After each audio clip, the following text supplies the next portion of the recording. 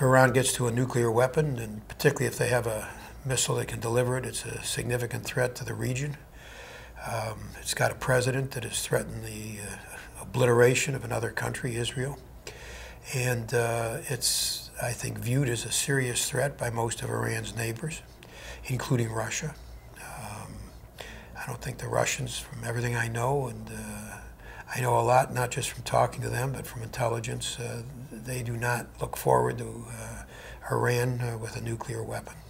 So the region would be destabilized. A lot of other countries would try to catch up to Iran and also have nuclear weapons. It would add to the proliferation problems, but it would be a very destabilizing fact. And the UN has made it clear that the world community does not want Iran to get to a nuclear weapon.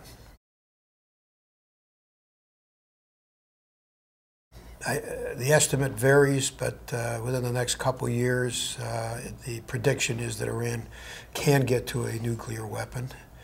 It varies a little bit between us and Israel, but nonetheless, it's somewhere in that area. Well, it would be an irrational act from most definitions of irrational. North Korea is clearly deterrable. North Korean leadership has one goal in mind, and that's their own survival, period. So it's deterrable, because if North Korea ever dared to attack us or South Korea, they would be gone in a matter of hours, particularly if they use a nuclear weapon. Is Iran deterrable? Their president makes statements which sound as though he is a religious fanatic, and religious fanatics are not deterrable. If they really think that they can attack a country or innocent people, and that somehow or other that this is a positive religious statement on their behalf, then instead of being a deterrent, it's an incentive. They think they're on their way to heaven or some better place. So there's a lot of concern as to whether Iran is deterrable. And there's one other factor about Iran, in addition to the statements that are extreme statements by its president, and that is that they support terrorist organizations that are not deterrable. They support Hamas and Hezbollah.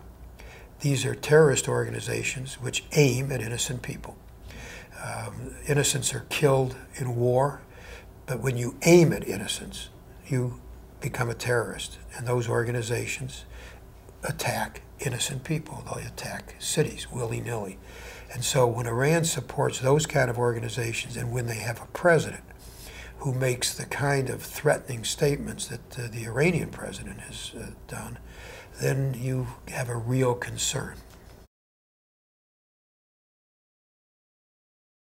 I do. I think that we should talk to people who we have very fundamental disagreements with. We do with Iran. We ought to tell them why, to their face, we consider them to be a threat, and why the world community thinks they're such a threat.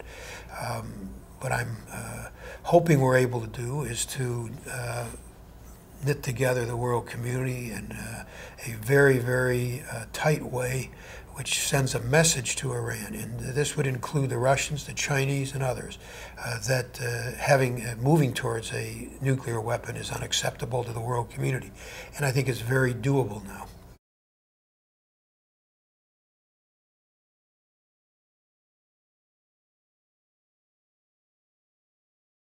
Well, short term, no.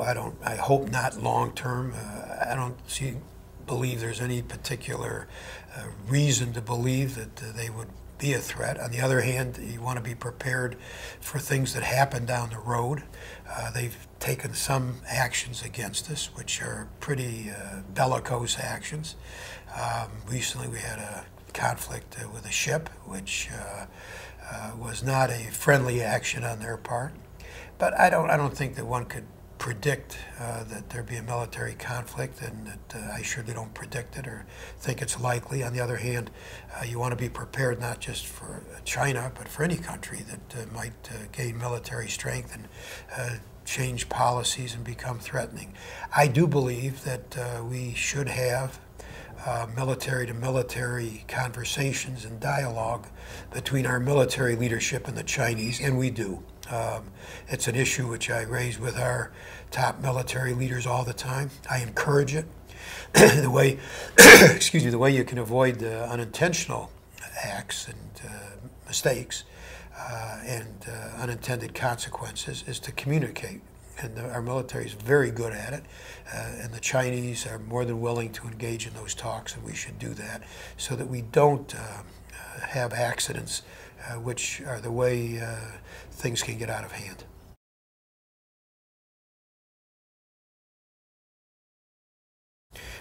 We've adopted a major commitment to the International Monetary Fund. As part of our commitment, we passed an amendment which required that a significant portion of those funds go to poor countries.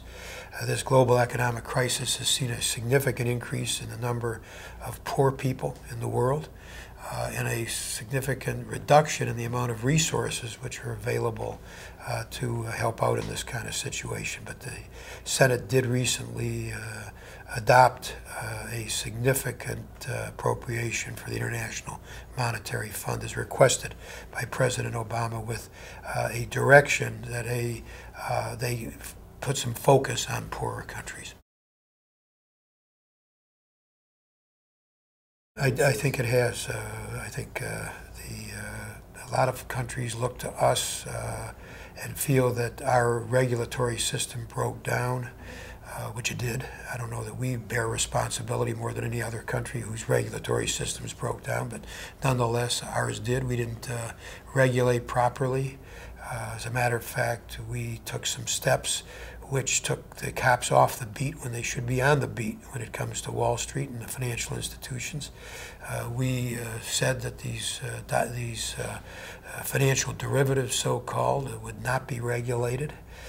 That created a situation where we basically have a gambling casino. What's supposed to be insurance, it's not really insurance, backed up by capital, with state insurance commissioners enforcing regulations because of the action that Congress took, I think unknown to most of us, but nonetheless took in December of 2000. On a bipartisan basis, because at the end of the Clinton administration, they wanted us to deregulate the derivatives market. And then Phil Gramm, the Republican, also took the lead in terms of the Senate in getting this deregulatory approach adopted. But in the meantime, there's been a very significant price that was paid for not having regulation of these very, very risky ventures, which in the case of some of these default swaps, so-called, amount to trillions of dollars of exposure. So I don't know if we carry most of the, or have most of the blame on our shoulders in terms of the global meltdown, but we sure have our share of it.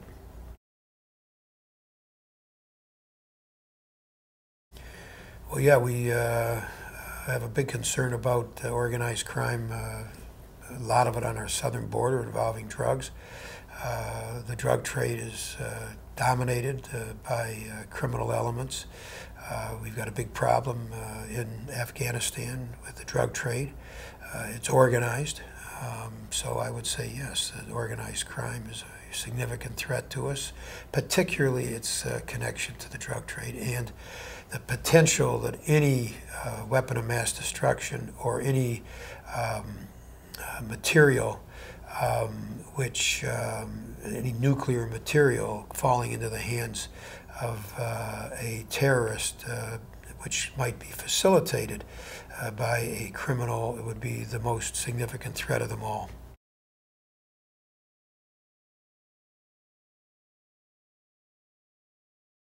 It's not partisan to go after the policies of detainee abuse and to try to have some accountability for what happened.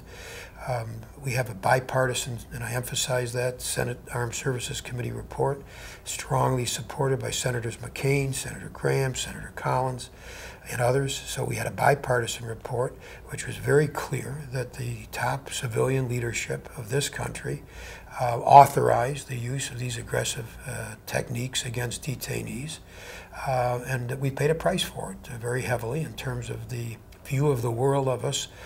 Too many people now think we're a bunch of hypocrites. We talk about human rights, and then they see Abu Ghraib. Abu Ghraib was not, as Vice President Cheney said, the product of a few people acting on their own. Abu Ghraib was the direct result of the authorization of abusive techniques by Secretary Rumsfeld, which then went from Guantanamo, where they were authorized, to Afghanistan, to Iraq. And that's what you saw at Abu Ghraib. The nudity, the use of dogs, the stress positions, specifically authorized by this administration, by the last administration, obviously the Bush administration, that was authorized specifically by the administration, by the top leaders of the administration, and then by the Secretary of Defense for use at Guantanamo, both by CIA and by the military people. Then were taken to Afghanistan. We tracked that in 20 pages of detail in our bipartisan report. We tracked in those pages how they then went, the use of these and the authorization of these abusive techniques went from Afghanistan to Iraq. And what you saw at Abu Ghraib, forced nudity, use of dogs, stress positions, were specifically authorized for use against detainees at Guantanamo. So the Vice President may want to do what Wolfowitz did when he was the number 2 at the Defense Department and say that the actions you saw at Abu Ghraib were a few bad apples. No, they weren't. Those actions, those techniques were specifically authorized by the administration on December 2002 in an order of Secretary Rumsfeld, and then went from Guantanamo to Afghanistan to Iraq. The only people who have been held accountable for what you saw at Abu Ghraib and which cost us so much support in this world and which has played right into the hands of the terrorists, these are recruiting tools, these pictures at Abu Ghraib, for the people who are out to kill us. And the reason we've lost so much support in this world, support we need if we're going to get a united effort against terrorism, the reason we've lost them are these images at Abu Ghraib and Guantanamo, this use of abusive tactics against detainees. And it was not the result of a few bad apples. It was not the result of a few guards that engaged in illegal activities, as former Vice President Cheney said.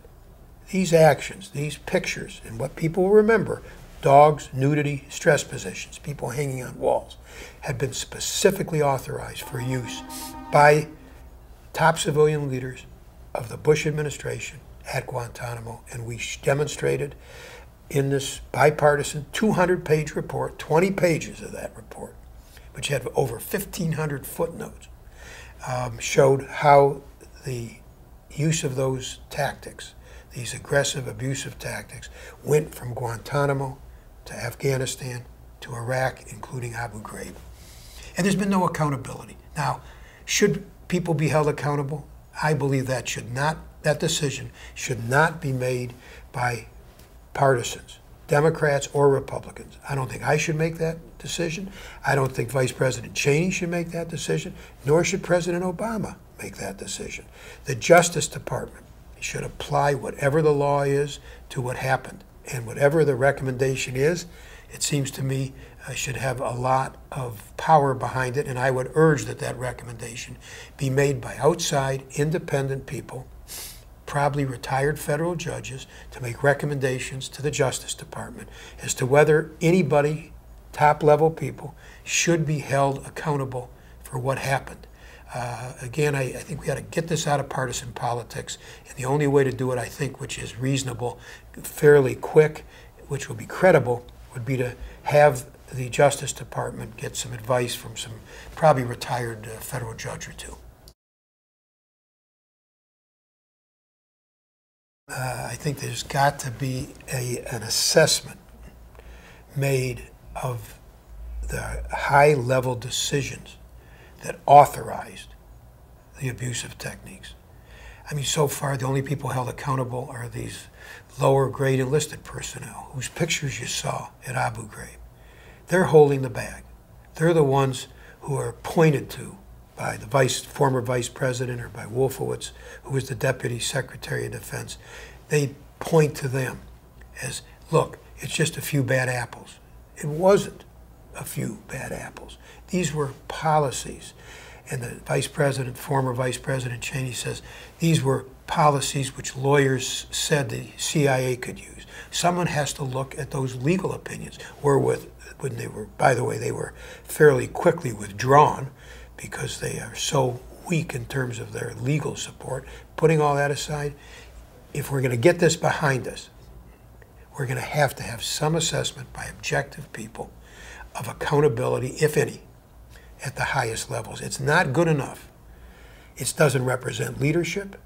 It, to me, is not courageous. It is cowardly to point the finger at some guards that are doing things to soften up detainees for the purposes of interrogation when those aggressive, abusive tactics had been specifically authorized by the highest levels of the last administration.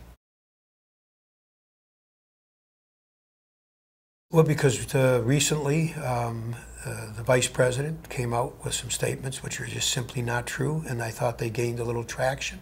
And since I'm chairman of the Armed Services Committee, and since we put out a 200-plus page report on the subject, I thought it was important to respond to what Cheney said. There were so many misstatements. I went through them one by one.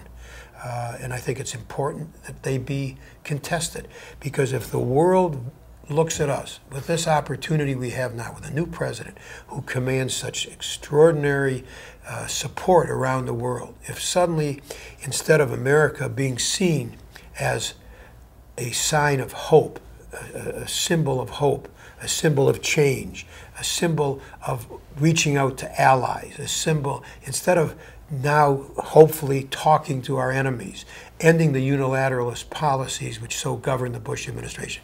If this Cheney approach, unilateralist and arrogant, takes hold, and it got some traction after he made his speech, it seems to me we are going to be a lot less secure.